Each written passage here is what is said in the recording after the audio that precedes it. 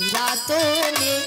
जब फूल खिले बरसातों में जब छेड़े सखियां बातों में तेरी याद तेरी याद तेरी याद तेरी याद।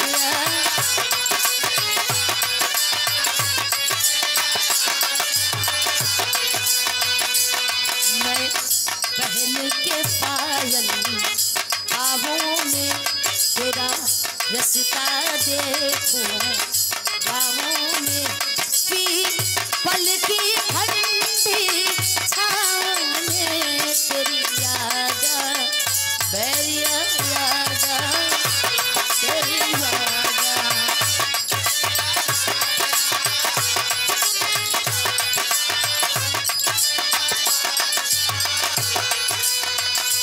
और ये भोजपुरी जगत के बहुत ही सुपरस्टार भंवरे ने खिलाया फूल भंवरे ने खिलाया फूल फूल तो ले गए राजकुमार भंवरे ने खिलाया फूल फूल तो ले गए राजकुमार।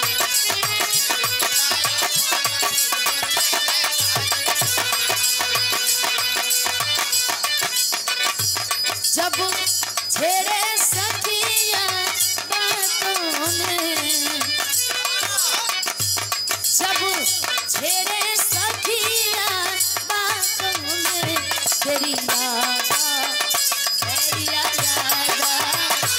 तेरी याद।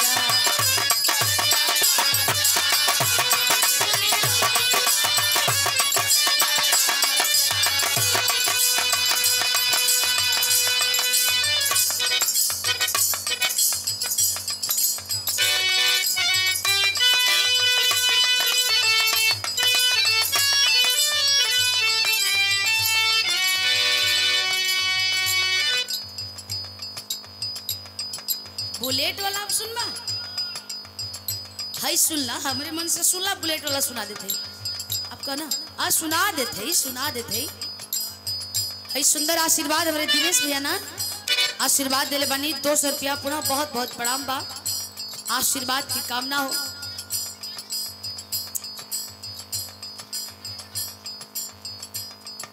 अच्छा फोटो खिंचावल मन कर दी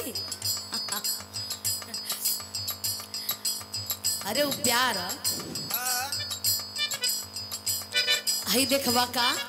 आई देखा ये बुलेट वाला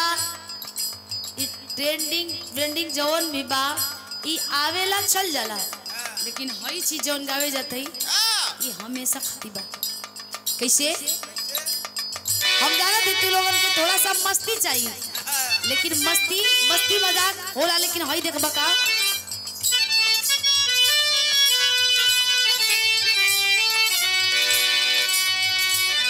एक मीरा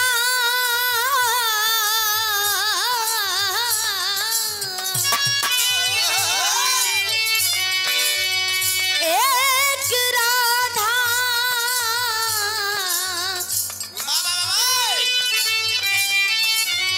दोनों ने श्याम को चाहा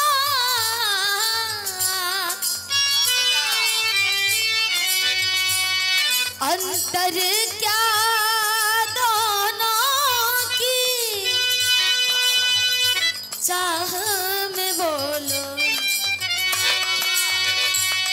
अंतर क्या दोनों की चाह में बोलो अंतर क्या दोनों की चाह में बोलो एक प्रेम दीवानी एक दरस दीवानी एक दरस दीवानी।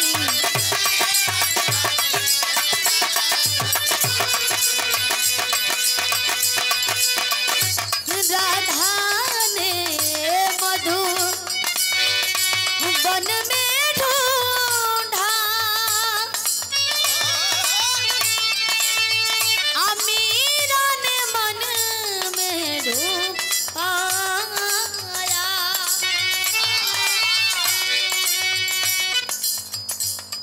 सगमा पधा आ आ आ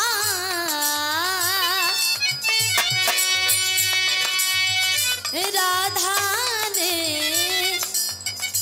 राधा ने राधा ने राधा ने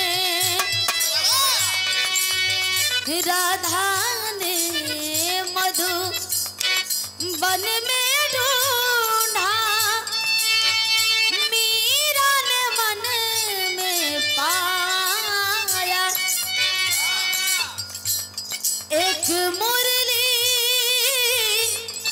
एक पायल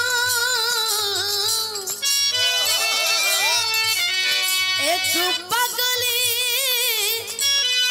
एक घायल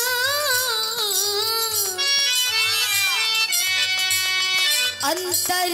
क्या दोनों की प्रीत में बोलो अंतर क्या दोनों की प्रीत में बोलो अंतर क्या दोनों की प्रीत में बोलो एक हार न मानी एक जीत न मानी एक हार न मानी